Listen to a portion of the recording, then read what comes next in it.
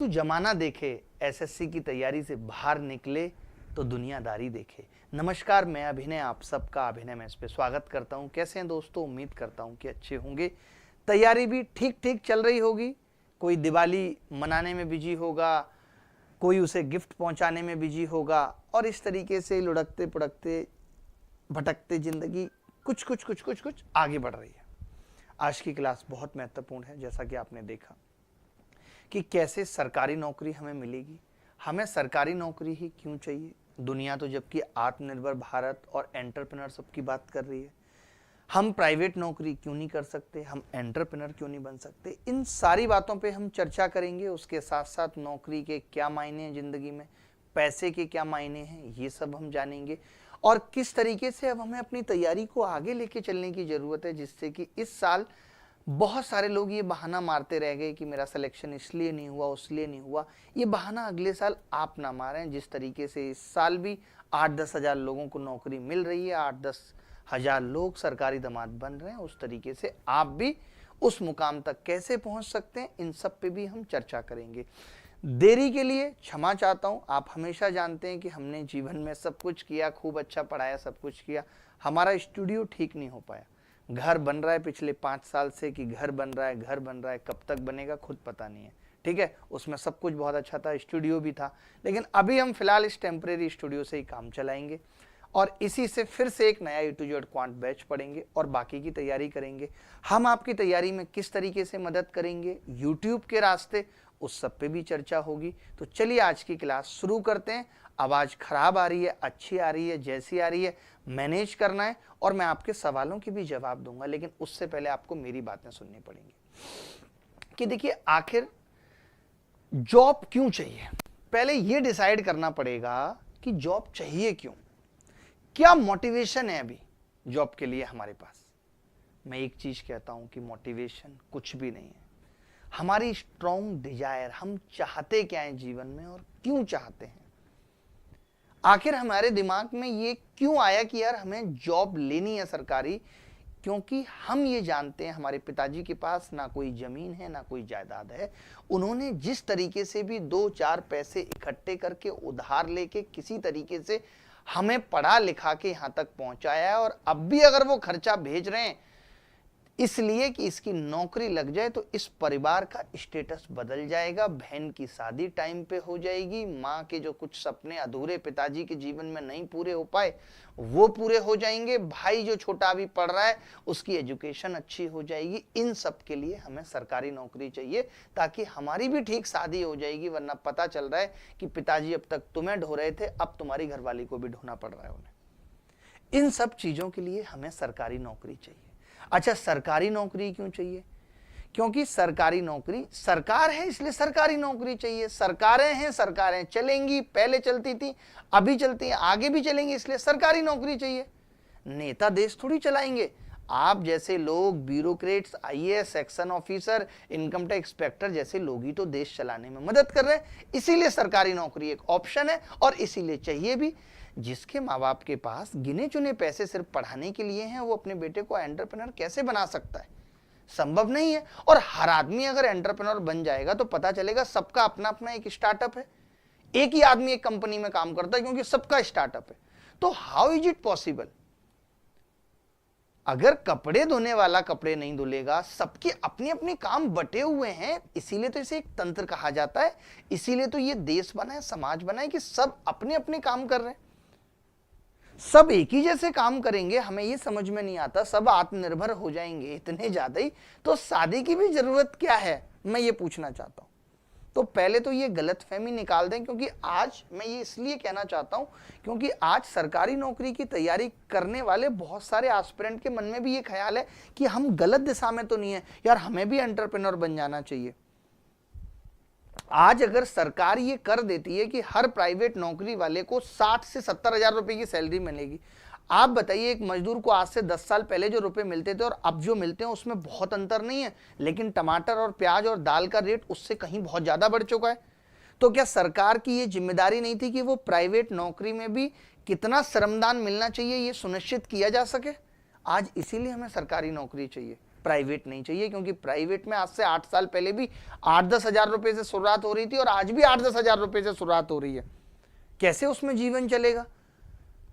है प्राइवेट नौकरी में कोई भी रात को ये फरमान जारी कर देता है कि कल से आपने ऑफिस नहीं आना, तो क्या सरकार ने इस पे ऐसा कोई कानून बनाया है कि भाई आपको इतने दिन पहले अगर आप किसी को निकालते हो तो आप पहले 1 साल ट्रायल पे रखो और उसके बाद आप अगर उसे परमानेंट कर देते हो तो वो 60 साल तक परमानेंट रहेगा?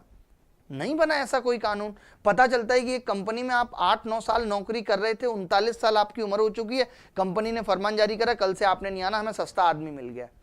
क्या करेगा एक बंदा जिसकी 39 साल उम्र हो चुकी है? कोई ऑप्शन नहीं है, इसीलिए हमें सरकारी नौकरी चाहिए।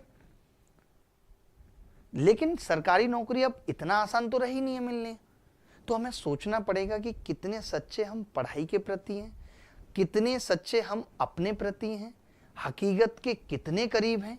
घर की कंडीशन ये डिसाइड करेगी कि हम सरकारी नौकरी की तैयारी के लिए कितना वक्त दे सकते हैं। आज सबसे बड़ी टेंशन ये है कि जब कोई ये पूछ लेता है ना कि क्या कर रहे हो, जबकि कोई डकैती नहीं कर रहे हो, तस्करी नहीं कर रहे हो, बस गुनाह इतना सा है कि तुम बेरोजगार हो, और ये बात दिल पे लग जाती है जब कोई ये पूछ लेता है रिश्तेदार कि बेटे क्या कर रहे हो। दिल छलनी हो जाता है इस बात से। बात आ रही है समझ जो मैं कह रहा हूं? आपके अगर कोई क्वेश्चन है तो कमेंट में रखते रहना, मैं इकट्ठे करके एक एक के जवाब दूंगा हर बात के। तो मैंने ये बात क्लियर कर दी कि नौकरी वर्सेस एंटरप्रेन्योरशिप, इसको दिमाग से निकाल दीजिए। अभी आपके जो हालात हैं घर के, या आप किसी भी चीज की शुरुआत करना चाहते हैं, यार आपकी सोच बहुत बड़ी है, आप बड़ा बहुत कुछ करना चाहते हैं, तो उसकी पहली सीढ़ी एक अच्छी नौकरी ही है। और ऐसा नहीं है कि हम नौकरी नहीं ले सकते। आज सरकारें इतनी दुष्ट जरूर हो गई हैं कि नौकरी टाइम से नहीं निकाल रही, स्कैम बहुत ज्यादा है, बट इन सब के बावजूद भी हम नौकरी लेके रहेंगे, ये प्रण आपको लेना पड़ेगा। अगर हमारी तैयारी अच्छी है तो ठीक है, सीजीएल नहीं निकलेगा, सीएचएसएल में ले लेंगे पहले, या अब फिर से चुनाव आ रहा है तो ये बहुत अच्छा टाइम पीरियड है हमारे लिए 1-1.5 साल कि हमें नौकरी के अवसर तो मिलेंगे, चाहे वो रेलवे में मिले या हमें वो मेट्रो में जॉब के मिले या हमें यूपी कांस्टेबल या यूपी सब इंस्पेक्टर या एमपी में कहीं भी मिले, लेकिन अवसर जरूर मिलेंगे। अब सरकारों की मजबूरी होगी कि इन 1-1.5 सालों में तो उसे नौकरी देनी होगी, और आप ये मानकर ही चलिए कि जब चुनाव नजदीक आएंगे आपको नौकरी के अवसर तभी मिलेंगे, क्योंकि हर कोई मतलबी हो गया, सरकारें भी मतलबी हो गई। राजा को फर्क नहीं पड़ता कि प्रजा किन हालातों में जी रही है, राजा के मजे होने चाहिए वो हो रहे हैं। सरकारी वर्सेस प्राइवेट भी हमने बता दिया कि प्राइवेट नौकरी इसलिए नहीं है, कभी भी निकाला जा सकता है, तनख्वाह ठीक नहीं है, इसीलिए सरकारी नौकरी होगी। कोई आज ये कह देता है यार सरकारी नौकरी में जाके लोग आलसी हो जाते हैं, तो भैया इसके पैमाने बदल लीजिए, आप जो टेस्ट ले रहे हैं उसके तरीके बदल लीजिए। आप एक बंदे को टेस्ट पास करके ही ना सरकारी नौकरी में ला रहे हैं, आपने देखा कि वो गणित में बहुत अच्छा है, और एक बंदा जो सरकारी नौकरी में इतनी मेहनत करके जा रहा है तो थोड़े दिन आराम तो करना बनता ही है, कंसोलिडेट करेगा और फिर ब्रेकआउट करके अच्छा खेलेगा, अच्छा करेगा, क्योंकि उसका दिमाग टेस्ट होके आया है। तो देखिए कुल मिला के बात ऐसी है, नौकरी सरकारी हो प्राइवेट हो, आप एंटरप्रेन्योर हैं, पैसा कमाना पड़ेगा। पैसा एक वो चीज है जो किसी की भी औकात खरीद ले, लोगों के दिन रात खरीद ले, क्योंकि दुनिया बिकने को बैठी है। जरूरत के हिसाब से प्यार खरीद लो, पैसे पे शादियां हो जा रही हैं, हम सफर खरीद लो। तो पैसा कमाना बहुत जरूरी है। कोई फर्क नहीं पड़ता कि तुम क्या थे, पैसा कमा लिया, तुम नई पहचान खरीद लो। दुनिया में हर एक चीज की कीमत है, मुंह मांगे दाम पर यहां इंसान बिक जा रहे हैं। आपने एक गाना सुना होगा, पैसे की पहचान यहां, इंसान की कीमत कोई नहीं, बच के निकल जाए इस बस्ती में, करता मोहब्बत कोई नहीं, सबका तेरी जेब से नाता, तेरी जरूरत कोई नहीं। तो कुल मिला के अल्टीमेट बात यह है कि पैसा कमाना पड़ेगा। पैसा कमाने के बाद ही ये पता चलता है कि पैसा जीवन में सब कुछ नहीं है, लेकिन उससे पहले अभी यही लगता है कि यार पैसा आने के बाद शायद जिंदगी की सभी समस्याएं खत्म हो जाएंगी। तो जब तक पैसा नहीं आएगा तब तक नहीं पता चलेगा। तो पैसा तो कमाना है। अब पैसा कमाने के लिए भी कोई और चारा नहीं है, हमें एक नौकरी लेनी पड़ेगी। नौकरी लेने के लिए स्ट्रगल है और मेहनत देखिए हमेशा रहेगी, चाहे आपकी नौकरी लग जाए, सैक्रिफाइसेस हमेशा रहेंगे। आप किसी को भी देख लीजिए, जो लोग सफल भी हो गए उनके जीवन में भी आज सैक्रिफाइस है। ऐसे समझ लीजिए कि कौन मना पाएगा दिवाली। आज आप तैयारी के नाम पर घर से बाहर हो, फिर कभी नौकरी के नाम पे घर से बाहर हो गए। कितना कुछ छोड़ना पड़ता है सब कुछ पाने के लिए, और जब सब कुछ मिल जाता है तो घर बहुत पीछे छूट जाता है। आपके हिस्से सफलता आ जाती है, माँ बाप के हिस्से इंतजार आ जाता है। जब घर जाते हो माँ बाप कहते हैं क्या यार अब तो तुम मेहमान बन गए हो। तो चीजें तो हमेशा छूटती रहेंगी, कुछ मिलेंगी कुछ छूट जाएंगी, चिंता की कोई बात नहीं है। अब बात आती है कि मैं एसएससी के लिए पढ़ाता हूं और आप एसएससी की तैयारी करते हैं, तो क्या बेस्ट स्ट्रेटेजी एग्जाम के लिए होनी चाहिए? आज की क्लास में हम उस पर भी चर्चा करेंगे। अब बहुत सारे लोग तैयारी में ही टूटने लगते हैं। उनको लगता है यार दोस्त साथ छोड़ गए, उनको लगता है यार पार्टनर साथ छोड़ गए, उनको लगता है यार रिश्तेदार नहीं पूछते। तो एक बात याद रखना कि उम्मीद ही मत रखो कि कोई तुम्हारे संघर्ष में हिस्सेदारी नहीं दे पा रहा। जब सफल हो जाओगे तो लोग अपना अपना हिस्सा मांगने आएंगे और उसका अपना सुकून भी है। तो ये चिंता अभी छोड़ दो कि जब तक तुम सफल नहीं हो तब तक भी लोग तुम्हें भाव दें, कोई नहीं देगा। वो सफल होने के बाद ही देंगे और उसका भी अपना मजा है। ये मत सोचो कि मैं फिर सबसे बदला ले लूंगा, ये भावना मत रखो। जो बदले की भावना रखता है भगवान उन्हें सांप का जन्म दे देता है। लेकिन अगर अभी तुम अपना समय इसी तरीके से बर्बाद करते रहे तो तुम्हारे पास अगले साल भी यही जवाब होगा जो इस साल है कि यार इस बार पूरी तैयारी नहीं थी और कट ऑफ भी बहुत हाई चली गई, इसीलिए मेरा सिलेक्शन नहीं हो पाएगा। अगले साल भी कुछ ऐसा होगा कि पेपर मुश्किल आ जाएगा, कट ऑफ कम जाएगी, फिर तुम बहाना करोगे या उस लेवल की तैयारी नहीं की इसलिए सिलेक्शन नहीं हो पाया। तो इस बहानेबाजी से बाहर आना पड़ेगा। कुछ लोग कह रहे हैं यार पेपर का पैटर्न अब बहुत बदल गया है, नौकरी पाना मुश्किल हो गया है। तो आपके अकेले के लिए मुश्किल नहीं है, सबके लिए मुश्किल है।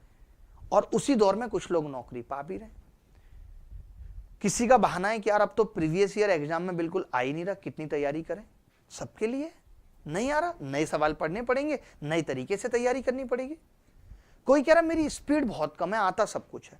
उस आने के कोई फायदे नहीं है। देखिए आज आप पढ़े लिखे हो और आपको पता है गाड़ी में ये गियर होता है, ये स्टीयरिंग है, ये क्लच है, प्रेस करूंगा गाड़ी चलने लगेगी, लेकिन स्पीड नहीं आएगी अभी। क्यों? क्योंकि आपकी प्रैक्टिस उतनी नहीं है। तो सिर्फ आ जाने से काम चलने वाला नहीं है, उसके लिए लॉट ऑफ प्रैक्टिस की जरूरत है। जिसकी जितनी ज्यादा प्रैक्टिस होगी उसकी उतनी ज्यादा स्पीड होगी। जैसे मैं 200, 220, 225 पे भी दुबई में 250 की स्पीड पे, 250 की स्पीड पे गाड़ी इजीली चला लेता हूं, क्योंकि मेरी प्रैक्टिस बहुत है। मैं कई लाख किलोमीटर चला चुका, लेकिन वो ऐसे ही नहीं आ गई। बहुत गाड़ी चलाई मैंने तो मुझे गाड़ी चलानी आ गई। आज भी अगर ध्यान भटकता है तो इधर उधर लग जाती है। तो स्पीड तभी बढ़ेगी जब हमारी प्रैक्टिस बहुत ज्यादा होगी। कई लोगों की शिकायतें हैं, जो पढ़ता हूं वो एग्जाम में नहीं आता, जो छोड़ देता हूं वो आ जाता है। तो देखिए बात ऐसी है, जिसको आप चाहो वो नहीं मिलती, और चाहने वाली बहुत है, लेकिन जिसको आप चाहो वो नहीं मिलती। तो ये शिकायतें जिंदगी में हमेशा रहेंगी। हिमेश रेशमिया साहब ने कहा था कि भगवान का स्क्रीन प्ले भी बहुत अजीब है, हर किसी को मुकम्मल जहां नहीं मिलता। तो ये दिक्कतें या ये परेशानियां, ये शिकायतें खुदा से हमेशा रहेंगी। कई बच्चों का मुझे सब कुछ आता है, लेकिन पता नहीं एग्जाम में क्या हो जाता है, मैं बहुत घबराहट हो जाती है, मैं पेपर में अच्छा परफॉर्म नहीं कर पाया। बहुत सारे बच्चे हमें मैसेज करके ये बात बोलते हैं। आपको पता है नर्वसनेस क्यों है, घबराहट क्यों है एग्जाम के अंदर ही? अच्छा मैं आपको पूछता हूं कि मैंने आपको एक टेस्ट लिया है बेसिक टेंस का, जहां पे मैं आपसे एबीसीडी पूछ रहा हूं, जहां पे मैं आपसे पूछ रहा हूं वह जाता है कि इंग्लिश बनाओ। मैं आपसे पूछना चाहता हूं क्या आपको ऐसे पेपर में घबराहट होगी? नहीं है, क्योंकि आपको मालूम है कि आपकी तैयारी का दायरा इतना बड़ा है और मैंने उसमें से आपसे छोटा सा कुछ पूछा है। आपकी तैयारी का दायरा इतना बड़ा है और मैंने छोटा सा कुछ आपसे पूछा है, इसीलिए आपको घबराहट नहीं है इस चीज में। समझ रहे? लेकिन जब आपकी तैयारी का दायरा ही इतना बड़ा है और आप एग्जाम भी इतना ही बड़ा देने जा रहे हैं, तो कई बार वो ऐसे निकल जाता है साइड से और आप इसमें रह जाते हैं कि आपको पता ही नहीं है। नर्वसनेस तभी आती है, अगर आज मैं ये लाइव कर रहा हूं मेरे अंदर नर्वसनेस नहीं है, क्योंकि मेरे पास आपको बताने के लिए बहुत अनुभव है। मैं खुद 5 बार सीजीएल क्रैक कर चुका हूं, मेरे पास अनुभव है, बातें हैं, ज्ञान है, इसीलिए नर्वसनेस नहीं है। अब मैं आपको स्टैटिस्टिक्स पढ़ाता हूं, मैंने बहुत क्या पहली बार ही ऑलमोस्ट स्टैटिस्टिक्स पढ़ी है। जो कॉन्फिडेंस मुझे प्रॉफिट लॉस पढ़ाते वक्त है वो स्टैटिस्टिक्स पढ़ाते वक्त नहीं है, क्योंकि मुझे स्टैटिस्टिक्स का उतना ज्ञान नहीं है। यानी जब ज्ञान की कमी होती है तब नर्वसनेस आती है। आज जो लोग ये कहते हैं बहुत घबराहट है, पेपर में जाके घबराहट हो जाती है, इसका मतलब तैयारी में कमी है। आपने कंप्लीट प्रिपरेशन नहीं की, आपने पूरी तैयारी नहीं की, इसीलिए दिक्कत है। जब आप पूरी तैयारी कर लेंगे तो ये घबराहट जैसी चीज आपके जीवन से खत्म हो जाएगी। कुछ लोगों का कहना है कैलकुलेशन मिस्टेक बड़ा इशू है, ठीक नहीं कर पा रहे, तो ये बहुत बेहूदी बात है। इसका मतलब आप उस एग्जाम के लिए अभी तैयारी नहीं हुए। कैलकुलेशन मिस्टेक क्यों होगी आपसे? आपका ध्यान नहीं है, आपकी कंसंट्रेशन नहीं है, आपकी उतनी प्रैक्टिस नहीं है। कैलकुलेशन मिस्टेक में कंसंट्रेशन का बहुत बड़ा रोल है कि आपका दिमाग ही एकाग्र नहीं है, जो चीज कर रहे हैं उसमें दिमाग ही नहीं है, प्रेजेंट बॉडी है, एब्सेंट माइंड है। तो दिमाग को एकाग्र करने के लिए तो गणित कुछ नहीं करेगा, हमारी टिप्स कुछ नहीं करेगी, आपको योगा मेडिटेशन का सहारा लेना पड़ेगा। एक बच्चे का मैसेज आया, सर पिछली रात नींद नहीं आई थी, इसीलिए दिमाग पूरी तरह काम नहीं कर पाया, आते हुए सवाल गलत हो गए। मैंने आपको पेपर से पहले भी बताया और बहुत बार बताया, अगर हमने रात में पढ़ने की आदत डाल ली है, पेपर दिन में होना है, तो हम कभी दिन में अच्छा परफॉर्म नहीं कर पाएंगे, क्योंकि हमारा दिमाग तो चलता ही रात में। कितनी बार मैंने ये समझाया है कि पेपर से पहले, बल्कि इनफैक्ट आपको वैसे भी, आज आप देख रहे हैं कि भागदौड़ भरी जिंदगी है, लोगों के पास सांस लेने के लिए फुर्सत नहीं है, इतना प्रदूषण है, ऐसे में अपने आप को ठीक रखना, दिमाग को ठीक रखना एक बड़ा चैलेंज है। जहाँ सोशल मीडिया पे इतना कंटेंट कंज्यूम करने के लिए कि 4-4, 5-5 घंटे रील देखने के बाद दिमाग का सेरोटोनिन, डोपामिन सब खत्म हो जाता है और उसके बाद लगता है हासिल कुछ नहीं हुआ। और ऐसा सब कर रहे हैं रात को सोने से पहले। आज हम लोगों को बेटर स्लीप क्यों नहीं है? उसकी वजह यह है कि सोने से पहले हम 2 घंटे रील देखते हैं। और वो बात है, देखिए दिमाग को भी तो सोना पड़ेगा ना हमारे सोने के लिए, और दिमाग शांति नहीं हुआ, अभी काम में बिजी था, आपने झट से उसको सोने पे लगा दिया, बेहतर नींद आएगी कहां से? आज मैं अगर आपको कहूं कि 6 बजे के बाद मोबाइल छोड़ दो, आप ऐसा नहीं करोगे। आपको तो सोते वक्त रात के 1-2 बजे तक रील देखकर ही सोना है, हर किसी के डेली रूटीन में। मैं तो इनफैक्ट बच्चों के कहता हूं कि अपने टाइम टेबल में डालो, रात को 10 से 12 रील सीधे लिखो। आज बच्चों का टाइम टेबल आप चेक करो तो उसमें साफ साफ लिखा हुआ है, संडे का टाइम टेबल पूछूंगा तो कि 7 बजे से 12 बजे तक इंडिया पाकिस्तान मैच, ये लोगों के शेड्यूल में आप डालो, फिर देखो आपको कैसे बेहतर नींद आएगी। तो सोशल मीडिया ने हमारे दिमाग को खाली कर दिया है और हम बहुत ज्ञान अर्जित करने के पीछे भाग रहे हैं। मैंने पहले भी ये लाइन कही है, आज भी कहता हूं कि बहुत ज्ञान इंसान को अनकंफर्टेबल कर देता है, बेचैन कर देता है। बेचैन रहेगा दिल, दिमाग, कभी नींद आएगी नहीं अच्छी। नींद नहीं आएगी, दिन में बेहतर कर ही नहीं पाएंगे। दिन को बेहतर बनाना चाहते हैं तो रात की नींद बहुत जरूरी है, और रात की नींद को बेहतर बनाना चाहते हैं तो मोबाइल से दूरी बनाना बहुत जरूरी है। तैयारी के बाद भी सिलेक्शन नहीं हो रहा, दिमाग ठीक से काम नहीं कर रहा। हालत ये है बच्चों की कि चाबी रख के भूल जाते हैं। जिस काम के लिए मोबाइल उठाते हैं कि ये किस काम के लिए मोबाइल उठाया है, तो मोबाइल भूल जाते हैं कहां रखा है। ये स्थिति है। ऐसे हालात में आप सोच रहे हैं कि आप पढ़ के एग्जाम निकाल देंगे, असंभव है। जैसे रावण का राम पे विजय पाना असंभव था, वैसे ये भी असंभव है कि आप एग्जाम निकाल पाएंगे। आज के दौर में अगर बच्चों के सिलेक्शन नहीं हो रहे, बच्चे पढ़ाई में पीछे जा रहे हैं, डिप्रेशन आ रहा है, एंजाइटी आ रही है, उसकी सबसे बड़ी वजह ये मोबाइल है। एक सोशल मीडिया नहीं है ना, आपको इंस्टाग्राम पे भी टाइम देना है, आपको फेसबुक पे भी टाइम देना है, आपने पेज बना रखा है तो फेसबुक पेज पे टाइम देना है, अभी व्हाट्सएप था, व्हाट्सएप का चैनल आ गया। सोचो लोग कुछ भी बना के अपने सपने पूरे कर रहे हैं, तुम्हें काम पे लगा दिया। देखो आज मैं देखता हूं एक एक रील पे 60-60 मिलियन व्यूज हैं। कौन है वो 60 मिलियन लोग? तुम जैसे लोग हैं। मजा आ रहा है तुम्हें, ले लो और ज्ञान, कमी नहीं है ज्ञान की, इतना ज्ञान भरा पड़ा है। आज हमें नहीं आपको नहीं लगता कि हम भी बहुत जो है इंस्टाग्राम और ये सब देख सकते हैं? नहीं, हमारे फोन में तो कोई सोशल मीडिया ऐप नहीं, हमें पता है कि ये हमें खत्म कर देगी। जो बच्चे कुछ हैं वो भी। आज क्यों बच्चों से गलतियां हो रही हैं कि स्टार्टिंग में 3-4 प्रश्न मुश्किल आ गए, पेपर में यही डिसाइड नहीं कर पाए कि कौन से प्रश्न पहले करने हैं, कौन से प्रश्न बाद में करने, और फिर कम टाइम बचा तो जल्दी जल्दी करने के चक्कर में गलतियां हो गई और खराब हो गया 1 साल। बहुत कीमती है 1 साल, इतनी लंबी भी नहीं है जिंदगी कि सालों 10 साल हम सिर्फ सीजीएल की तैयारी करते रहे, आईएएस की तैयारी करते रहे। यहां भी एक एंट्री और एग्जिट जीवन में हमेशा बहुत जरूरी है। चाहे आप स्टॉक मार्केट में हैं, चाहे एसएससी की प्रिपरेशन में, चाहे आईएएस की प्रिपरेशन में, आपने एंट्री कब ली और एग्जिट सही टाइम पे, चाहे उसके बाद लॉस है या प्रॉफिट है, इससे कोई मतलब नहीं है। हर चीज को बुक करना जरूरी है। आपको पता है आपके 2 साल खराब हो चुके हैं, अब सीजीएल आपके बस की बात नहीं है निकालना, छोड़ दीजिए, फिर कुछ और करिए, एमटीएस की तैयारी शुरू कर दीजिए। लेकिन ये बहानेबाजी कि स्टार्टिंग के प्रश्न करने में ही मैं पूरा पेपर नहीं कर पाया, पेपर बहुत कठिन था, ऐसे सवाल आ गए जो मैंने कभी पढ़े नहीं है। कितने सारे लोग हैं जो एग्जाम में गलत मार्क कर देते हैं सवाल। कुछ लोग नेगेटिव मार्किंग के चलते कहते हैं सवाल छोड़ा है। मुझे जिस पे भी थोड़ा डाउट था वो मैं सवाल छोड़ा है। पता चला कितने करके आए 100 में 60 सवाल। कट ऑफ कितनी जा रही है 152। क्या आपको लगता है कि अब सवाल छोड़ने से सिलेक्शन हो सकता है? अब ज्ञान को हर तरीके से लगाना पड़ेगा, तुक्का मारना भी सीखना पड़ेगा। वक्त कम है लेकिन मुझे इतना पता है कि पहले सवाल में पानी और वाटर का रेशियो पूछा है और पानी ज्यादा होगा तो मुझे पता है एक ही ऑप्शन में ऐसा हो रहा है, मैं ये उत्तर लगा दूंगा। इसे कहते हैं तुक्का मारना। जहां पे आपने 2 ऑप्शन कट कर दिए और आपको ए और बी में हल्का डाउट है लेकिन आपने कहा ए मुझे ज्यादा ठीक लग रहा है, मैंने लगा दिया। क्योंकि प्रश्न छोड़ने से अब सिलेक्शन होने वाला नहीं है। जहां 152 नंबर कट ऑफ जा रही है, 152 का मतलब 76% कट ऑफ जाना, इतना आसान नहीं पेपर निकालना।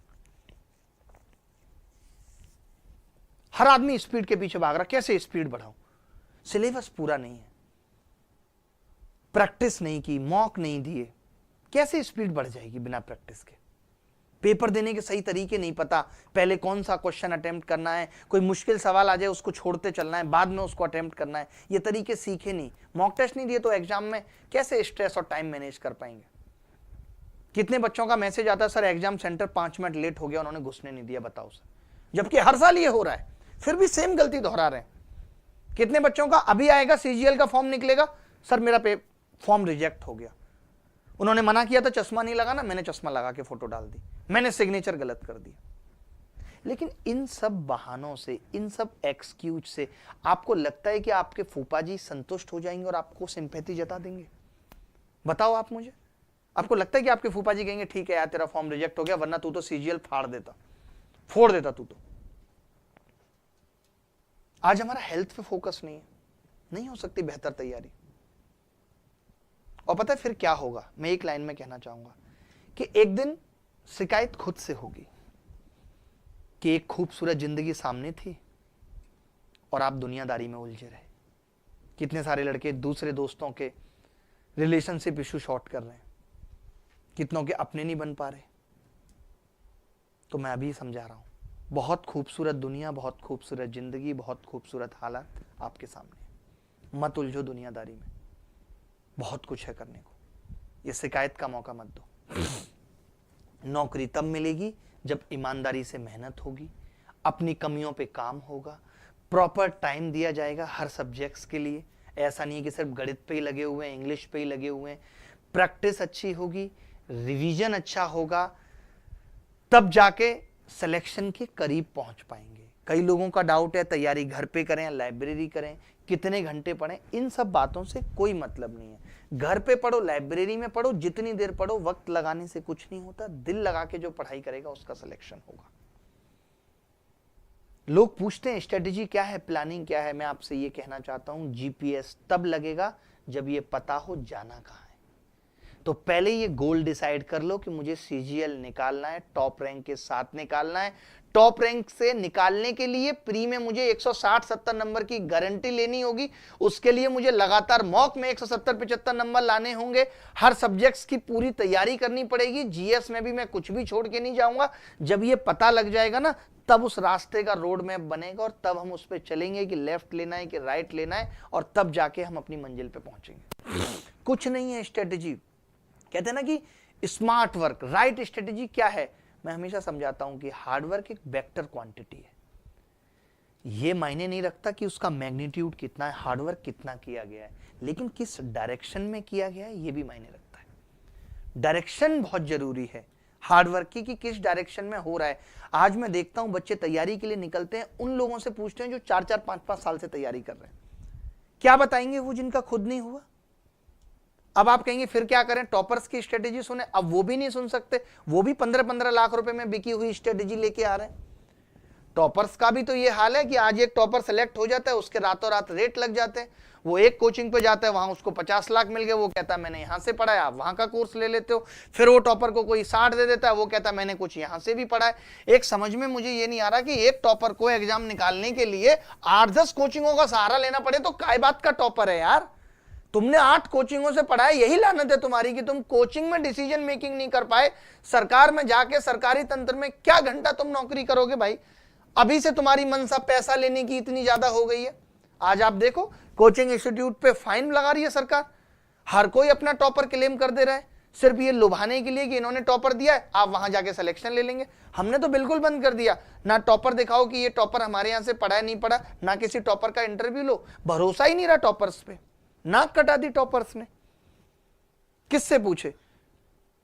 तो एसएससी कोई इतना बड़ा एग्जाम नहीं है, कोई भी एग्जाम इतना बड़ा नहीं है जिसकी नॉलेज वेबसाइट्स पे गूगल पे अवेलेबल नहीं है। सबको पता है सीजीएल निकालने के लिए गणित, रीजनिंग, इंग्लिश, जीएस और कंप्यूटर आना चाहिए। जिसको ये सारे सब्जेक्ट्स आते हैं वो निकाल सकता है। ये सब कुछ नोटिफिकेशन में लिखा रहता है। किसी की कोई नई स्ट्रेटेजी नहीं है। कोई टॉपर आके बताया था मैं तो सिर्फ 3 घंटे पढ़ता था, मैं तो गणित छूता ही नहीं था, सिर्फ मॉक लगाता था, आप भी मॉक लगाओगे। अरे भाई उसको गणित आता था, बीटेक था, इंजीनियरिंग की थी, इंजीनियरिंग में भी क्वांटिटेटिव एप्टीट्यूड पढ़ा था नौकरी के लिए, वहां से तैयार हो गया। तो कोई सही स्ट्रेटेजी बेसिकली यहाँ बता नहीं रहा है। तो इसीलिए एक तो आज से ये है, कसम खा लो कि टॉपर्स की स्ट्रेटेजी देखना बंद करो, ऐसे वीडियोज देखना बंद करो जो लोग टॉपर्स को, आप खुद बताओ लोग क्यों लेके आ रहे हैं टॉपर्स को। पहले टॉपर्स को लाना एक अलग चीज होती थी कि ठीक है ये बच्चा मुझसे पढ़ा है, मेरी ऑफलाइन क्लास में पढ़ा है, चलो भाई तुम बताओ तुम कैसे तैयारी करते थे। बट आजकल तो कुछ पता ही नहीं चल रहा, ऑनलाइन में सिस्टम में कुछ भी चेंज कर दो और चेंज करके लोग दिखा देते हैं कि हमारे यहाँ से पढ़ा है, उसको 2-4 छोटे छोटे गिफ्ट दे दिए, टॉपर भी खुश, आपको लग रहा है यहाँ से पढ़ा है, चलो हम भी यहाँ से पढ़ लेते हैं। असली स्ट्रेटेजी तो उसने बताई नहीं कि कैसे उसका सिलेक्शन हुआ। अच्छा, बहुत सारे लोग कहते हैं कि यार पेशेंस रखो, सब कहते हैं कि भाई पेशेंस रखो सिलेक्शन हो जाएगा। तो देखिए पेशेंस भी तभी रखने में फायदा है जब आप सही दिशा में चल रहे हो, यानी आप उसी डायरेक्शन में तैयारी कर रहे हो जिस डायरेक्शन में तैयारी की जरूरत है। मान लेते हैं आपने आगरा जाना है, आप चंडीगढ़ वाले रास्ते पे, और लोग कह रहे हैं, आप सोच रहे हो पेशेंस रखो आगरा आ ही जाएगा, कभी नहीं आएगा। हाँ ये जरूर है कि चंडीगढ़ पहुंचने के बाद जब आप पागल हो जाओगे तब आपको आगरा छोड़ दिया जाएगा। बट अगर आपकी दिशा ही ठीक नहीं है तो पेशेंस के भी कोई मायने नहीं है। जैसे आज बहुत सारे लोग व्लॉग बना रहे हैं, 100-100, 150-150 व्यू आ रहे हैं, कह रहे हैं यार पेशेंस रखो एक दिन हमारा भी किस्मत चमकेगा। ऐसा नहीं होगा। मैं कहता हूं कि ब्लॉगिंग सेकंड फेज है।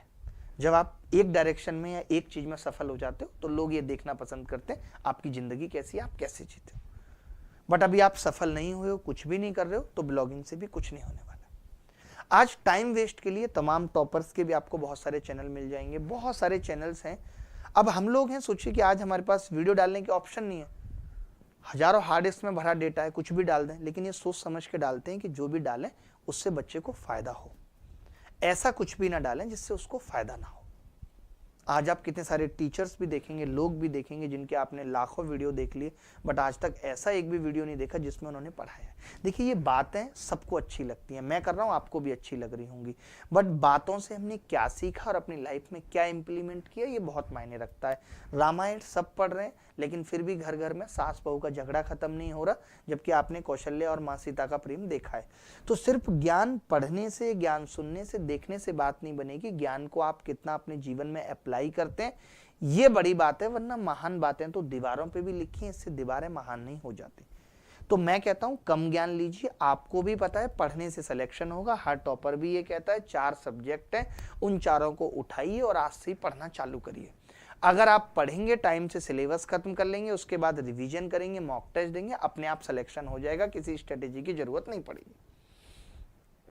आज हम इतने डिसऑर्गेनाइज्ड हो गए, इतने ओवरवेल्म हो गए, एक तो हर बात बात पे फूले नहीं समाते, हर छोटी सी बात पे फूले नहीं समा रहे, उसी में पागल हुए जा रहे हैं। तो ये चीजें भी आपको खत्म करनी पड़ेंगी। मैं एक चीज कहता हूं कि किसी के जाने का गम तब ज्यादा है जब आने की खुशी हद से ज्यादा मनाई गई थी। कोई नया दोस्त बन जाता है, उसी में 3-4 दिन पागल रहते हैं, ना करना तो सीखा ही नहीं है। नया दोस्त बन गया, उसने कहा चल पालिका बाजार चल रहे हैं, चल गांधी मैदान चल रहे हैं, पटना में चल दिए, कर रहे हैं समय खराब। तो आपको ये जो ओवरवेल्म वाली स्थिति है ना कि फूले ना समाना, कोई नया दोस्त बन गया, कोई नई लड़की मिल गई, किसी लड़की का इंस्टा पे मैसेज आ गया, ये सब पागलपन में भी बहुत सारे लोग समय खराब कर रहे हैं। मैं एक चीज कहता हूं, मैं यूएस जाता हूं, कहीं भी देखता हूं, ऑर्गेनाइज होना बहुत जरूरी है। आपका ड्रेसिंग एरिया जहां पे आप कपड़े रख रहे हो, इसका ऑर्गेनाइज होना जरूरी है। आप जिस रूम में रह रहे हो उसका ऑर्गेनाइज होना बहुत जरूरी है, क्योंकि हमारे आसपास का माहौल जैसा होता है वैसा ही हमारा दिमाग काम करता है। आप खुद देख लीजिए, आप एक बकवास रील आपके सामने आ जाए और आप उस पर 10 सेकंड या 15 सेकंड बिता दें, फिर आपके सामने वैसे ही रील आएंगी। आती है नहीं आती, तो ऐसे ही होता है। देखने से इंस्टा को भी पता है कि क्या आपको परोसना है। तो जैसा आपके आसपास माहौल है वैसा ही हमारा दिमाग हो जाता है। इसलिए अपने रूम को, अपने वॉशरूम को साफ रखना बहुत जरूरी है। लोग कहते हैं किस्मत खराब है। किस्मत अच्छी आदतों का एक कलेक्शन है, नतीजा है, निचोड़ है। अच्छी आदतें अपने अंदर लाएंगे। वॉशरूम जा रहे हैं, वॉशरूम यूज करके पानी चला दिया। मैं देखता हूं लड़कों में ये सब भी आदतें नहीं होती, इन सबसे भाग्य कमजोर होता है। तो हर एक छोटी से छोटी चीज मायने रखती है। जब आपने देखा होगा, जब आर्मी ऑफिसर कोई सेलेक्ट होता है तो उसका OLQ चेक किया जाता है, ऑफिसर लाइक क्वालिटी है या नहीं है। यानी क्वालिटी से पता लग जाता है कि ये बंदा कितना डिजर्विंग है। आप जितने भी सफल लोगों को देखेंगे उनकी आदतें बड़ी अलग होती हैं। तो आपको भी सफल होना है तो अभी से अपने अंदर अच्छी आदतें डालनी पड़ेंगी। अब बात आती है सब्जेक्ट क्या है, क्या पढ़ें, क्या ना पढ़ें, कितना पढ़ें, शेड्यूल कैसे बनाएं, इस पे थोड़ी सी चर्चा करते हैं। फिर और भी कुछ महान बातें मुझे आपको बतानी है, ठीक है। बस बहुत छोटे से समय में ये बात बता दूंगा कि क्या पढ़ना है, क्या नहीं पढ़ना है। तो देखिए, एक तो आज से ये दिमाग से अपने निकाल दीजिए कि किसी वीडियो पे व्यूज ज्यादा है, ठीक है, किसी चैनल के सब्सक्राइबर ज्यादा हैं, ठीक है, किसी टेलीग्राम के सब्सक्राइबर ज्यादा हैं। अगर आपको लगता है कि ये सब चीजों से सामने वाले की क्वालिटी डिसाइड होती है तो आप बहुत बड़ी गलतफहमी में हैं। ये सब कुछ, मैंने कहा था ना, पैसे से सब कुछ खरीदा जा सकता है। आपको बेवकूफ बनाने के लिए, आपके दिमाग पे हावी होने के लिए ये सब कुछ खरीदा जा रहा है। व्यूज खरीद लो, सब्सक्राइबर खरीद लो, टेलीग्राम सब्सक्राइबर खरीद लो। इससे आपको लगता है कि इस इंसान के पास बहुत भीड़ है तो ये बहुत अच्छा होगा, हम ऐसे टेलीग्राम चैनल से PDF उठा ले रहे हैं जहां पे बहुत व्यूज हैं। ये सब कुछ बिक रहा है। एवरीथिंग इज बीइंग, क्या बोलेंगे, बेचा जा रहा है, यानी सोल्ड। पैसे बना दिया मैंने प्रेजेंट कंटिन्यूअस का, इज बीइंग सोल्ड। सब कुछ बेचा जा रहा है, सिर्फ किस लिए? आपके दिमाग को ब्रेन वॉश करने के लिए, अपनी चीजें बेचने के लिए, अपने इंपैक्ट को बढ़ाने के लिए। मैं आज मानता हूं मैं एंटरप्रेन्योरशिप में एकदम फेल हो गया। मैं नहीं कर सकता। मेरे अपने उसूल हैं। कहते हैं ना कि राहों में ऑलरेडी बहुत बबूल हैं, उसके ऊपर अपने उसूल हैं। अगर आप अपने उसूलों पे चलोगे तो आज सफल होना बहुत मुश्किल है, या आप सफल हो जाओगे तो आपकी सफलता की मात्रा बहुत कम है। आज आपको अलग तरीके का माहौल बनाना पड़ेगा। आज आपको कुछ भी बेचना है तो आपको अपने YouTube चैनल पे बिग अनाउंसमेंट, बिग सरप्राइज और बिग क्रांति, बिग गिफ्ट फॉर यू, इस तरीके के टाइटल, क्लिकबेट, ये सब कुछ करना पड़ेगा। लोग जमीर बेच के पैसा कमा रहे हैं जिसकी कोई कीमत नहीं थी। कहते हैं ईमान जैसे वो कुछ नोटों की कहानी रह गया है, बस सब कुछ बिक रहा है और आप उलझते जा रहे हैं उस चीज में। आप बताइए, क्या एक क्लास में अगर 500 बच्चे बैठे हुए हैं तो वो टीचर खराब है? आज किसी टीचर के 500 व्यू आ रहे हैं तो वो खराब है? हाँ, लेकिन हम मान रहे हैं कि खराब है। तो आपको देखना पड़ेगा कि टीचर कैसा पढ़ा रहा है, उसका कंटेंट कैसा है। जैसे अब मेंस का पेपर आया तो आप देखिए एक बार, आपको लगता है कि मेंस का पेपर जिस टीचर ने सॉल्व किया है, किसने कितनी देर में किया है, कितने दिन बाद किया है, उसका एक एनालिसिस करके जब आप देखेंगे कि किसके तरीकों से कम वक्त लग रहा है, आपको अपने आप डिसाइड हो जाएगा कि आपको किससे पढ़ना चाहिए, किससे नहीं। मैं हमेशा कहता हूं कि पढ़ो कहीं से, फंसेगा यहीं से। आप देखिए, प्रोबेबिलिटी की अगर मैं क्लास की बात करूं तो प्रोबेबिलिटी क्लास किसी ने 30 घंटे भी पढ़ाई है, किसी ने 10 घंटे की भी डाली है, किसी ने 6 घंटे की भी डाली है। हमने 1.5 घंटे की डाली थी फरवरी में। एक PDF दी थी, उसके साथ 2 सवाल आए, दोनों सवाल वहीं से। इतना पढ़ा के कोई कहे कि सब कुछ यहीं से आएगा, कोई मायने नहीं है। कम पढ़ा के कोई कहे कि यार इसमें से सब कुछ आ जाएगा, इसमें इतने कॉन्सेप्ट हैं कि इससे बाहर कुछ नहीं आएगा। क्यों नहीं पढ़ाया किसी ने ऑड अगेंस्ट प्रोबेबिलिटी? क्यों नहीं पढ़ाई? आप तो 20-20 घंटे पढ़ा रहे थे। इतनी छोटी सी बात आपने नहीं पढ़ाई जो पेपर में पूछ ली गई? हमने तो पढ़ाई, डाला भी कल हमने टेलीग्राम में। तो क्या बेस्ट रहे, कुछ भी नहीं छोड़ना है, इस पे कोई फोकस नहीं कर रहा। आज दौड़ क्वांटिटी की बहुत हो गई है, क्वालिटी पे कोई बात नहीं कर रहा। इतनी PDF उठा के बच्चे को दे दो, हर 2 दिन में PDF दो, ये दो। क्या करेगा यार? PDF कलेक्टर बनना है क्या? वैसे तो कलेक्टर बन नहीं पाए। अब घर से फोन आता है, मम्मी कह देती है नाना जी को, और लड़का हमारा PDF कलेक्टर बन गया है। ये क्या होता है? सबके टेलीग्राम से PDF कलेक्ट कर रहा है, हजारों पीडीएफ है उसके पास, अचार डालोगे पीडीएफ का। तो पहले ये ध्यान देना जरूरी है कि इररिलेवेंट चैनल को सब्सक्राइब कर दो, क्योंकि माइंड पे असर तो ये छोड़ते हैं, दिमाग पे असर डालते हैं। और हम उन बातों में आके, आप खुद ही देखिए कि जब बार बार एक मैसेज आता है सेल चल रही है, सेल चल रही है, सेल चल रही है, तो दिमाग में आता है कि ये खरीद ही लें। आज कोर्स भी वैसे ही बेचे जा रहे हैं। आज आप देख लीजिए जितने भी एडटेक हैं क्या कर रहे हैं, दिवाली सेल आ जाएगी अभी, आप देखना दिवाली पे एक बिग इवेंट होगा, बच्चों की डिमांड आ रही है, बच्चों की डिमांड आ रही है, सारे कोर्स चलो 599 के कर दो। अब आपके दिमाग पे एक प्रेशर बन जाता है, यार अभी 1000 का था, 599 का मिला, चलो ले लेते हैं। आपके काम का है नहीं है, कितना काम का है, आप ऑलरेडी एक कोर्स लेके बैठे, उलझ गए, आप फंस गए। हम आज क्यों नहीं इस दिशा में काम कर पाए या उतने सफल हो पाए, यही वजह। हमारे भी इन्वेस्टर्स ने हमें कहा सेल निकालो, सेल चलाओ, बिजनेस बिजनेस के तरीके से चलता है।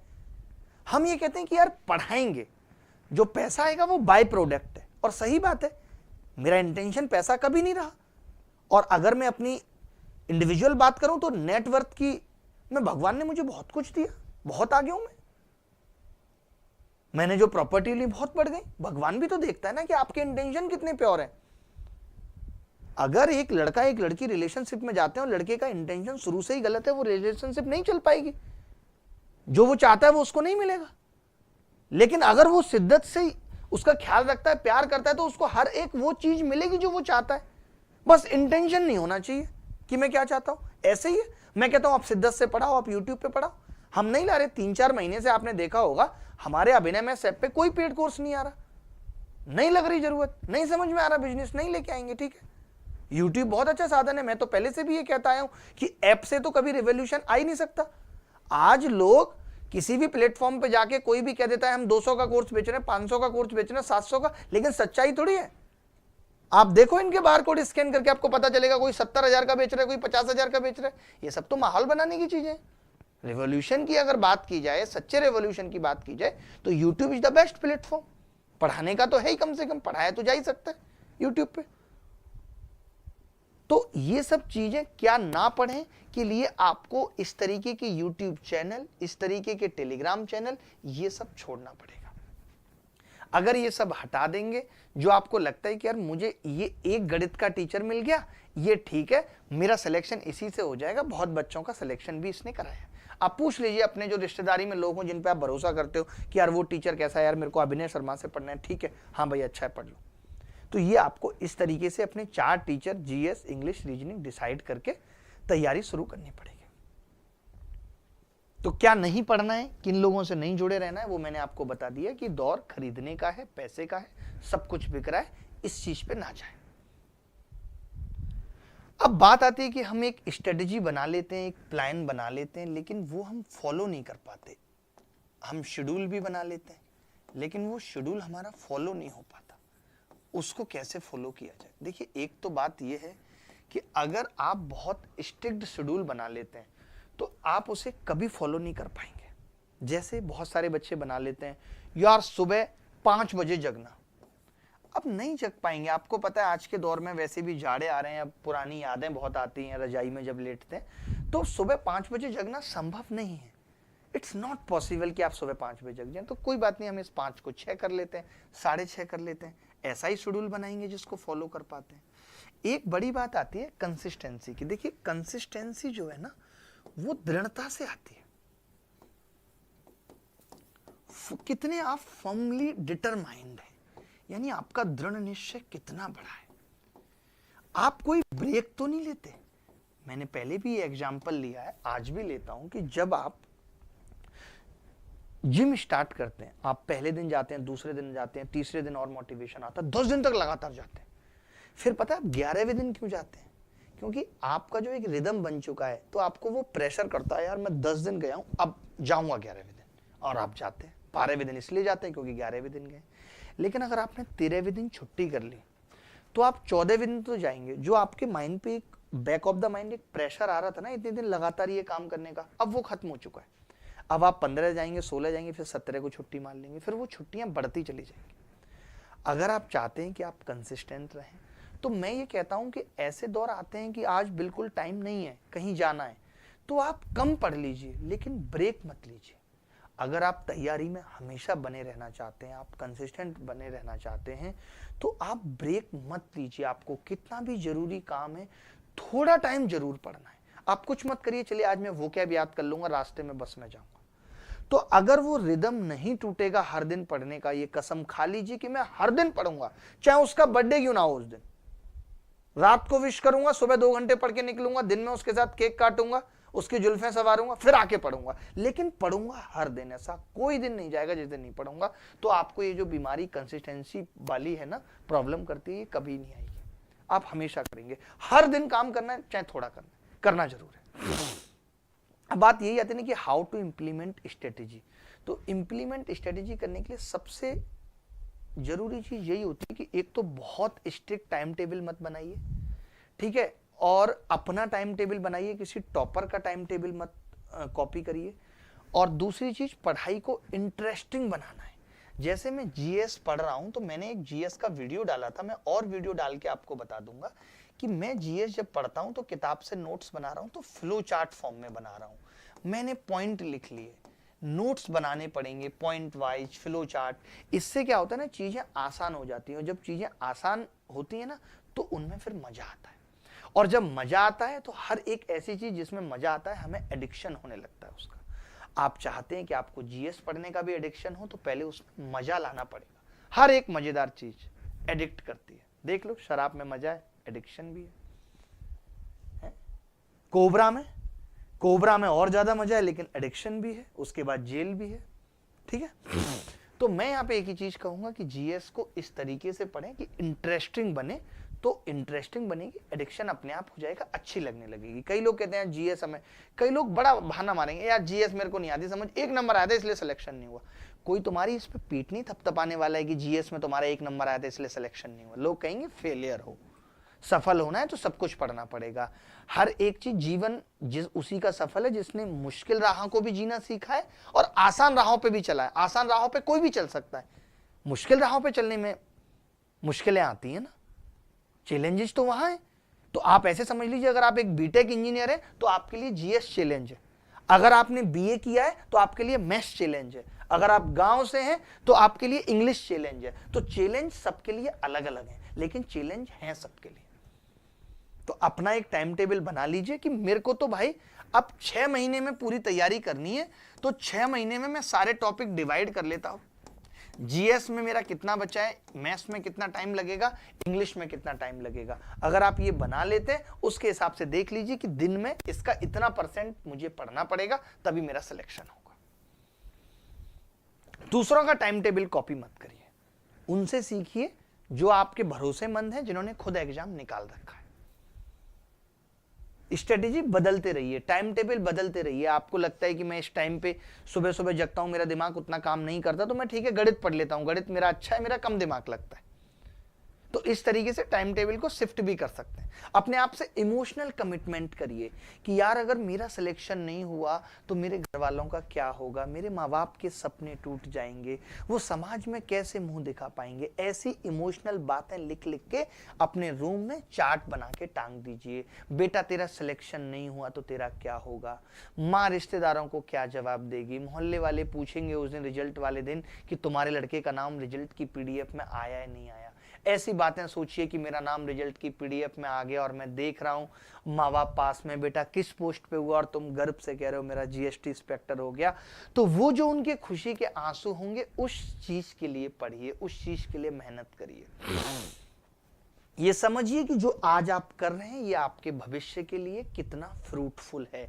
जब वो दूरदर्शी या दूरगामिता आपकी सोच में आ जाएगी तो फिर समझ लीजिए पढ़ाई में मन अपने आप लगने लगेगा। पैसे कम से कम लीजिए घर वालों से। जब ये आप गुर्बत में जिंदगी बिताएंगे तो अपने आप लगेगा यार अभी बहुत कमी सी है, बहुत कुछ लेना है, बहुत कुछ पूरा करना है। लोगों को क्रिटिसाइज मत करिए। लोगों के हाथ में एप्पल देखिए तो सोचिए यार मेरे को भी ये एप्पल लेना है, मेरे को भी वो सैमसंग का ऐसे मोड़ने वाला फोन लेना है।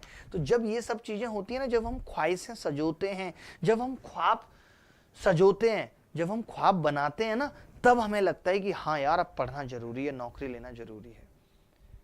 मैंने जैसे बताया कि जो बच्चे गांव के हैं उनको इंग्लिश में ज़्यादा मेहनत करने की ज़रूरत है, जो बच्चे इंजीनियर हैं उनको जीएस ज़्यादा पढ़ने की ज़रूरत है, जो बच्चे ग्रेजुएशन में आर्ट साइड से कर रहे हैं उनको मैथ ज़्यादा पढ़ने की ज़रूरत है। तो ये चीज़ आपको देखनी पड़ेगी कि आपके अंदर किस चीज़ की डेफिसिट है। आपको अपना आइडेंटिफाई करना है, स्किल डेफिसिट क्या है, नॉलेज डेफिसिट क्या है, एजुकेशन डेफिसिट क्या है। क्या आपके स्किल में कमी है, क्या आपके ज्ञान में कमी है, क्या आप एग्जीक्यूट नहीं कर पाते कोई भी प्लान। इन सब चीजों को आइडेंटिफाई करना पड़ेगा। फ्लेक्सिबिलिटी हमेशा रखनी पड़ेगी। जो लोग रिजिड हो जाते हैं, जीवन में अकड़ जाते हैं, तो वो फिर टूट जाते हैं। ऐसे समझ लीजिए, कोई भी अकड़ी हुई चीज टूटती है। अच्छा खाइए, हेल्थी रहेंगे तो अच्छा तरीके से तैयारी कर पाएंगे। आज आप देखते हैं कि लोग टाइम मैनेज नहीं कर पा रहे, सबके पास वक्त की कमी है। मैं कहता हूं everyone is busy without any work. अभी मूवी का पास दे दीजिए, निकल जाएंगे मूवी देखने। जाइए देखिए, कितने सारे लोग हैं जिनको मूवी देखने की पड़ी है, सीरीज देखने की पड़ी है। कोई जा रहा है वो 12th फेल। मेरे को एक लड़के का आया, सर आपके पास 12th फेल मूवी के पास पड़े हैं क्या? मैंने कहा क्यों भाई, मैं तो गया नहीं मूवी देखने। अरे सर मुझे दे दीजिए सर, वो जो कोचिंग है आईएएस की कोचिंग कराते हैं उनके यहाँ, दृष्टि कोचिंग, उनके यहाँ टिकट जमा करो तो 500 रुपए वापस मिल रहे हैं। लड़का उस 500 रुपए के लिए इतना एफर्ट मार रहा है, अपने गुरु को पूछ रहे कि तुम मूवी देखने गए कि नहीं गए। कोचिंगें भी प्रमोट कर रही हैं कि मूवी देखने जाओ, हम आपको 500 रुपए देंगे। मतलब कमाल की बात है, हैरानी होती है बड़ा इन सब चीजों को देख के। लोग कह रहे हैं उससे मोटिवेशन मिलेगा। आज जो बच्चा सीजीएल की तैयारी कर रहा है, जो एसएससी की तैयारी कर रहा है, उसके घर के हालात अगर मैं देखूं, उससे बड़ा क्या ही मोटिवेशन है। जो आप शहर में रह रहे हो, आप देखो कि जो लोग कूड़ा उठा रहे हैं, आप अगर मुखर्जी नगर में भी रह रहे हो, आप गोपालपुर जाके हालत देख लो, आप नेहरू विहार के कूड़े के ढेर के बगल की हालत देख लो, आप मुखर्जी नगर में यूनिवर्सिटी के पास रेलवे स्टेशन पे कश्मीरी गेट पे चले जाओ, आप वहां लोगों को रोड पे सोते हुए उनकी हालत देख लो कि क्या हालत है लोगों की। और फिर आपको मोटिवेशन की जरूरत पड़ रही है, तो वो मोटिवेशन भी कुछ काम नहीं कर पाएगा भाई, बेकार हो जाएगा। अब बहुत आती है कि नॉट रिजॉल्विंग रिलेशनशिप इशू, ये सबसे बड़ा है। लोग आज इस प्रेम में पागल हैं, हैंडल नहीं कर पा रहे। मैं कहता हूं कि देखिए, ये सब चीजें कैरियर में इंसान को बहुत पीछे ले जाती है, बहुत पीछे कैरियर में। तो जो लोग इस चीज में कूद चुके हैं, उनको मैं नहीं कहूंगा कि आप आज ही बाहर आ जाओ, उनको मैं नहीं कहूंगा कि आप आज ही बाहर आ जाओ। लेकिन जो लोग नहीं कूदे, उनको कहूंगा कि अभी मत कूदो। तो अच्छा है, पहले एक बार सफल हो जाओ फिर कूदना, क्योंकि ये चीजें आपको पीछे तो धकेलेंगी, हमेशा धकेलती हैं। उसकी वजह मैं आपको बता देता हूं। देखिए, तुम्हें किसी से कितना भी प्रेम है, किसी से भी, आज लोग एक दूसरे से जब रिलेशनशिप में एंटर करते हैं, बहुत बहुत प्रेम है, लेकिन अगर तुम उसकी फ्रीडम छीनने लगोगे तो तुम्हारे प्रति उसका प्रेम कम होने लगेगा। प्रेम फ्रीडम से ज्यादा कॉस्टली है, ये समझनी पड़ेगी बात। आज हम ये सोचते हैं कि लड़की अब मेरी गर्लफ्रेंड बन गई, ये लड़का मेरा बॉयफ्रेंड बन गया, अब हमें साथ साथ चलना है। अगर आप इन दोनों के पैर बांध दोगे तो आप अब तेज नहीं चल पाओगे। ये फ्लोर, ये हॉल तब तक टिकी हुई है, ये छत, जब ये पिलर चारों दूर दूर है। समझो बात को। अगर ये पास पास आ जाएंगे तो ये छत गिर जाएगी, कोई भी रिश्ता गिर जाएगा। तो प्रेम में भी एक दूरी का होना जरूरी है। अगर आप प्रेम में एंट्री किए तो उसकी फ्रीडम मत छीनो। स्टार्टिंग में उसको फ्रीडम रहती है, वो पूछती है मामा के घर चली जाऊं, आप कहते हाँ ठीक है जाओ, बहुत अच्छा एंजॉय करना। वहीं जब प्रेम 1-1.5 साल पुराना हो जाए, उसने कह दिया मामा के घर जा, क्यों जा रही हो मामा के घर, मुझसे नहीं मिल सकती हो, फिर प्रेम खराब होने लगता है। और कई लोग इस ऐसे खराब हुए प्रेम को भी ढोते रहते हैं। मैं कहता हूं नहीं, किसी भी चीज को जीवन में ढोना नहीं है। कहते हैं ना कि वो अफसाना जिसे अंजाम तक लाना ना हो मुमकिन, उसे एक खूबसूरत मोड़ देकर छोड़ना बेहतर। जब ये लगने लगे कि अब ये रिश्ता नहीं चल सकता, तो थोड़ा और उस दिशा में चलेंगे, यूटर्न मिलेगा, लौट लेंगे। खराब नहीं करना। और यूटर्न जिंदगी में हमेशा होते हैं। प्रेम अति का नाम है, अति रहती नहीं किसी चीज की। प्रेम रहना चाहिए। प्रेम का मुकाम सिर्फ शादी नहीं है कि खत्म हो जाएगा शादी नहीं हुई तो। बात समझ रहे? तो इसीलिए जो लोग नहीं कूदे उनको कूदना नहीं है, जो कूद चुके हैं उनको कैसे हैंडल करना है वो मैंने बता दिया, और जिनका खराब हो चुका है उनको वापसी का रास्ता बता दिया। एक आजकल आपका युवा है, चाहे आप तैयारी कर रहे हैं, मैं बहुत छोटे बच्चों को भी देखता हूँ, मेरे घर में भी हैं, किसी को भी कुछ पूछो सबके ख्वाब हैं, किसी को लैम्बोर्गिनी लेनी है, किसी को रॉयल्स रॉयल लेनी है, कैसे लेनी है नहीं पता, उसके लिए कर क्या रहे हैं नहीं पता, कोई मेहनत कर रहे हैं नहीं, क्या उस दिशा में कोई प्रयास कर रहे हैं नहीं। जैसे मैं आपकी अगर बात करूं तो सबको सिलेक्शन लेना है और अच्छी रैंक लेनी है, लेकिन मॉक में नंबर 110 आ रहे हैं, जबकि इसी साल कट ऑफ 150 गई है, 150 से ऊपर गई है, कैसे सिलेक्शन हो जाएगा भाई? जब तक आपको अपनी हकीकत पता नहीं होगी, आपको अपनी सच्चाई पता नहीं होगी, जब तक आप अपना समय समय पर मूल्यांकन नहीं करेंगे, तब तक कभी सफल नहीं हो पाएंगे। तो ये फॉल्स एक्सपेक्टेशन, चाहे वो किसी रिश्ते में हो, चाहे वो अपनी तैयारी के दौरान हो, हमें गलत उम्मीदें खुद से, सामने वाले से रखना बंद करना पड़ेगा। हमारी इतनी गलत उम्मीद कि मैं 110 115 स्कोर कर रहा हूं और मेरा सिलेक्शन हो जाएगा, ये उम्मीद रखना एकदम गलत है। मैं ठीक नहीं पढ़ रहा हूं, ज्यादा नहीं पढ़ रहा हूं, सिलेक्शन हो जाएगा कैसे? मॉक टेस्ट में लगातार खराब मार्क्स आ रहे हैं, सिलेक्शन हो जाएगा कैसे? नहीं। देखिए, किसी को पता हो ना हो, आपको अपनी सच्चाई जरूर पता होनी चाहिए, और जिसको अपनी सच्चाई पता होती है वो मुकाम ढूंढ लेता है और मुकाम तक पहुंच भी जाता है। तो ये भी ध्यान रखना है कि आपको टाइम टाइम पे ये इवेल्युएट करना है कि अब आपकी तैयारी का दर्जा कितना हो गया है, कितना स्तर है, कि यहाँ से नौकरी तक पहुंचा जा सकता है या नहीं। एक मैं कहता हूं कि जो लोग आज ये कहते हैं कि बहुत एंजाइटी, बहुत डिप्रेशन, ये इन सब की एक बड़ी वजह पुअर स्लीप हैबिट है। साइंस भी ये कहती है कि जो रात को 9 से 12 की नींद है वो 6 घंटे के बराबर काम करती है। कई बार आपने देखा भी होगा, आप गलती से 9 बजे सो जाएं और 11 बजे जगें तो इतना फ्रेश फील होता है, क्योंकि आपने सही टाइम पे नींद ली है। 12 से 3 की नींद 3 घंटे के बराबर होती है, 3 से 6 की 1.5 घंटे के बराबर, और 6 के बाद की तो नींद ही नहीं है, और हम उसी दौरान सो रहे हैं। अगर आप मेंटली फिट नहीं रहेंगे तो आप तैयारी नहीं कर पाएंगे। सारा गेम दिमाग का है, वरना तैयारी करके नौकरी भी मिल गई तो कोई मोल नहीं है उस नौकरी का, अगर दिमाग ही ठीक नहीं है।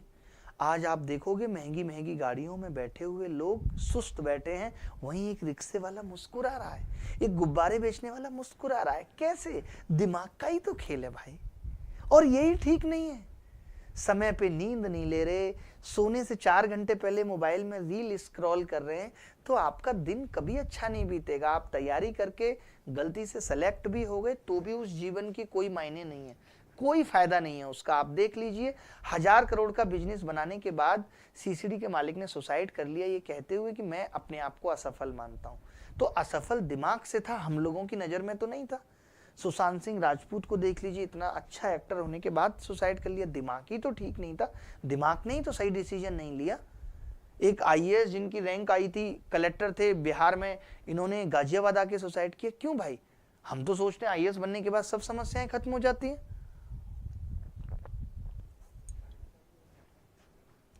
तो मैं यही बताना चाहता हूं कि समस्याएं कुछ बन जाने के बाद, बहुत पैसा आने के बाद खत्म नहीं होती। दिमाग ठीक है तो सब कुछ ठीक है। मन चंगा तो कठौती में गंगा। मन अगर ठीक है तो 4 दोस्तों के साथ नुक्कड़ पे चाय पीने में, मूंगफली खाने में वो मजा है जो गर्लफ्रेंड के साथ मालदीव में भी नहीं आएगा अगर मन खराब है तो। और मन अच्छा होता है सही नींद लेने से।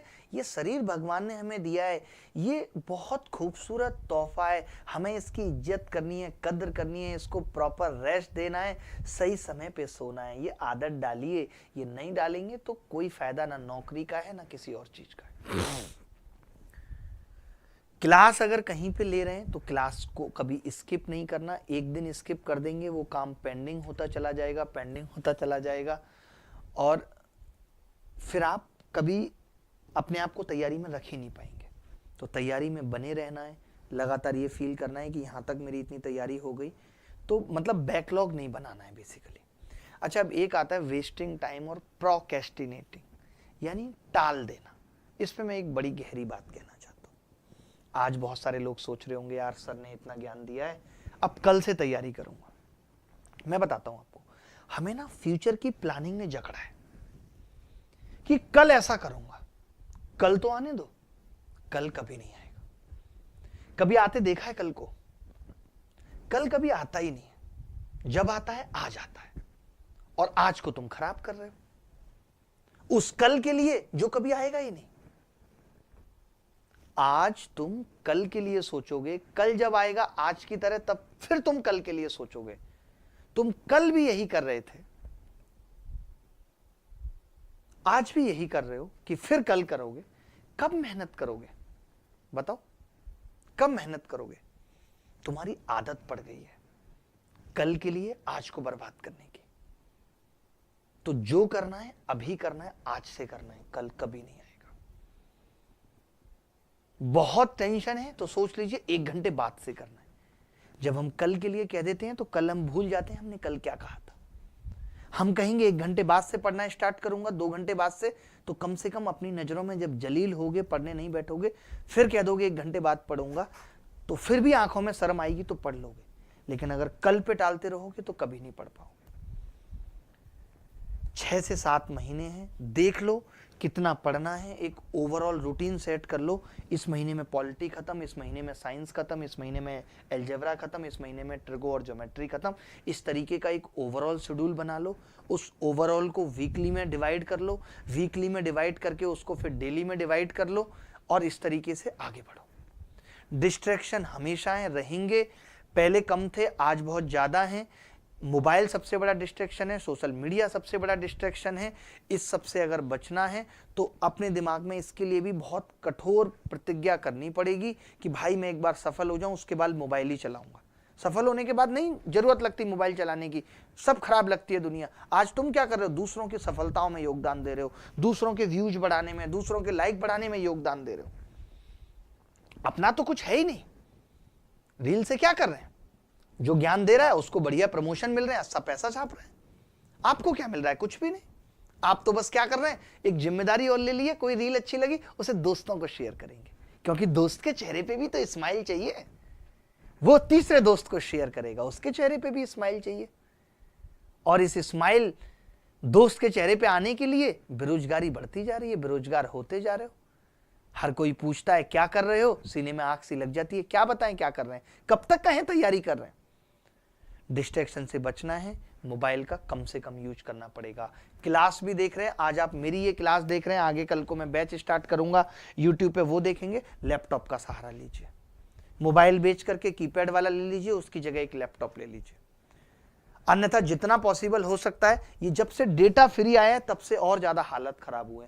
पहले कम से कम 1 GB डेटा मिलता था, हम थोड़ा सा काम करते थे फिर बंद कर लेते थे। आज भी मैं बहुत सफल लोगों को देखता हूं, वो पूरे टाइम व्हाट्सएप ऑन नहीं रखते, क्योंकि उससे क्या होता है ना, कन्वर्सेशन बढ़ती रहती है। और क्या हालचाल, क्या चल रहा है, घर में सब कैसे, लंबा चलता रहता है। एक मैसेज किया, काम का बंद कर दो व्हाट्सएप, फिर देख लो उसका क्या रिप्लाई आया, फिर एक मैसेज में रिप्लाई दिया, बंद कर दो। बीच बीच में मोबाइल डेटा ऑफ करना पड़ेगा। दिमाग को ठीक रखने का एक ही रास्ता है। आज आप देख रहे हैं इतना प्रदूषण है, हम ठीक से सांस नहीं ले रहे, ठीक से पानी नहीं पी रहे। तो रोल बहुत बड़ा है योगा का, मेडिटेशन का, कि सोचिए भगवान ने आपको जिंदगी दी है, आप इतना कुछ अचीव करना चाहते हैं, इतना सब वक्त आप इधर उधर बर्बाद करते हैं। क्या आप सोचते हैं कि आपके पास अपने लिए आधा घंटा भी नहीं है जो आप अपने शरीर को फील कर पाए, बैठ के योगा कर पाए, मेडिटेशन कर पाए? आपको अपने शरीर के लिए इतना भी वक्त नहीं है, जो कि सबसे जरूरी है हेल्थ। तो प्लीज इस पे भी ध्यान दीजिए। पढ़ाई करनी पड़ेगी और ऑप्शन कुछ भी नहीं है। और करने को है क्या, मैं आपसे पूछता हूं, कुछ और है आपके पास करने के लिए? नहीं है।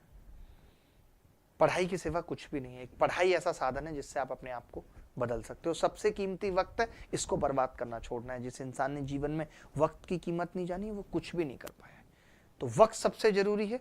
आज आप ये भी देखते होंगे, जब आप 2-3 घंटे रील देख लेते हैं तब एक बड़ी सी फ्रस्ट्रेशन सी हो जाती है। आपको मालूम है क्यों? क्योंकि आपको लगता है आपने 3 घंटे खराब कर दिए। तो जब हम जीवन में वक्त खराब करते हैं, समय खराब करते हैं, समय वेस्ट करते हैं, तब हमें फ्रस्ट्रेशन होती है। तो उस फ्रस्ट्रेशन में हम और नहीं पढ़ पाते और कुछ नहीं कर पाते, क्योंकि कोई भी यहाँ आपके एक्सक्यूजेस सुनने के लिए नहीं बैठा है कि ऐसा हो गया इसलिए मेरा सिलेक्शन नहीं हुआ। हर आदमी कहेगा ये फेलर है, हारा हुआ घोड़ा है, कोई आपकी तरफ देखना नहीं चाहेगा। आज हर कोई सफलता को चूम रहा है। Maths, English, reasoning, GS, computer, यही 5 विषय पढ़ने को हैं। मेहनत करेंगे तो सफलता जरूर मिलेगी। मॉक टेस्ट तैयारी कम है ज्यादा है, फिर भी देते रहना है, क्योंकि मॉक टेस्ट सिर्फ हमें यही नहीं, हमारी औकात ही नहीं दिखाता, बल्कि हमारा उस सब्जेक्ट में इंटरेस्ट भी पैदा करता है। जो बच्चे गांव से आते हैं इंग्लिश पढ़ने का मन नहीं करता, जो इंजीनियर है जीएस पढ़ने का मन नहीं करता, जो बच्चे आर साइड है उनका गणित पढ़ने का मन नहीं करता। तो मॉक टेस्ट हमारा सब्जेक्ट में इंटरेस्ट डेवलप करता है, इसलिए भी जरूरी है, इसलिए शुरुआत से देना जरूरी है mock test.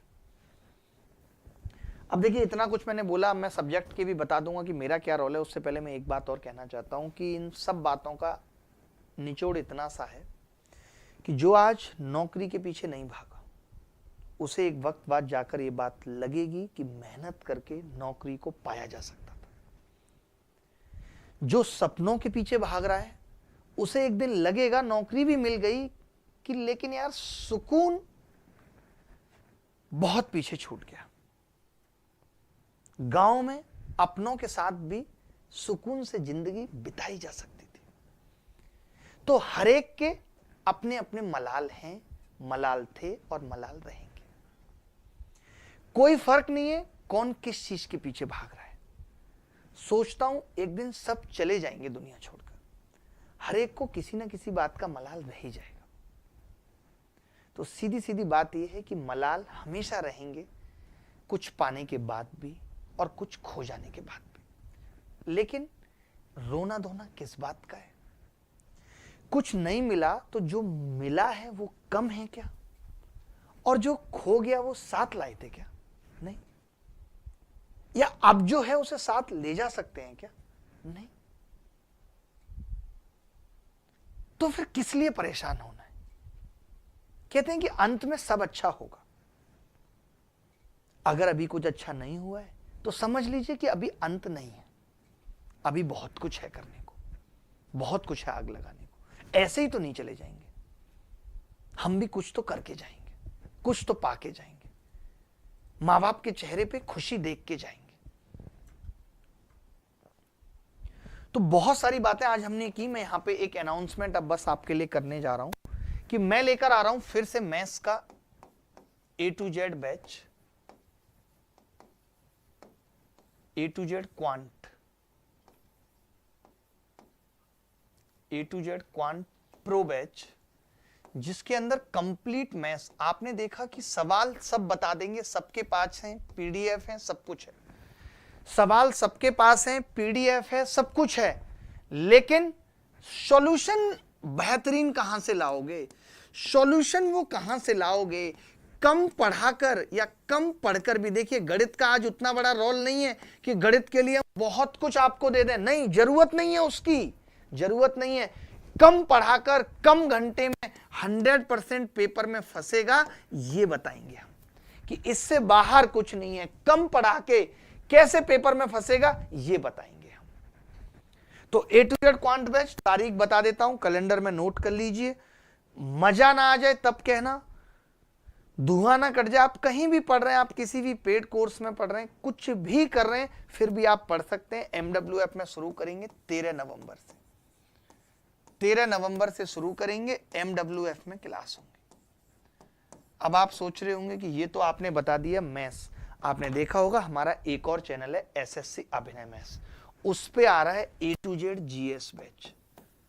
A to Z GS batch में कुछ भी नहीं बचेगा।